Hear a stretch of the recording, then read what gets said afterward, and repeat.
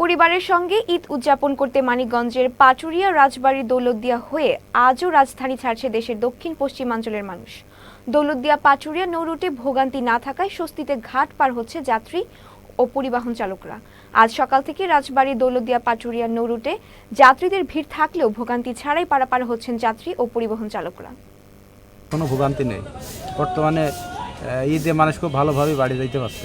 লেখা আছে 1050, কিন্তু আমাদের কাছ থেকে নেওয়া হচ্ছে 1200 টাকা, আপনার 150 টাকা বেশি। চাঁদাবাজি, ছিনতাই, কোনো জুলুম নাই। এখন ঘাটে আমরা সুস্থ মতো চলতেছি।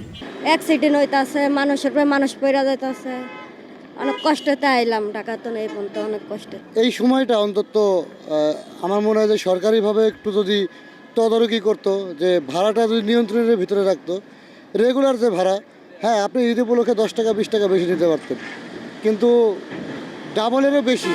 পারাপারের জন্য যারাই আসছেন, সম্মানিত যাত্রীবাহী বাস, প্রাইভেট কার, মাইক্রো, জিপ, যারাই আসছেন সকলকে আমরা নিরাপদে স্বাচ্ছন্দ্যে পারাপার করতে সক্ষম হচ্ছি।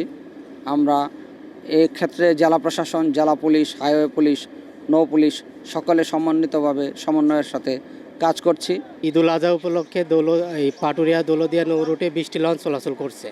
প্রতি 5 মিনিট পর পর লঞ্চ ছেড়ে আসছে এবং দৌলতদিয়া এসে লঞ্চগুলো আবার পাটুরিয়ার উদ্দেশ্যে চলে যাচ্ছে। আমরা সর্বোচ্চ নিরাপত্তা দিচ্ছি। আমাদের সাথে নৌ পুলিশ, ফায়ার সার্ভিস এবং কোস্টগার্ড রয়েছে।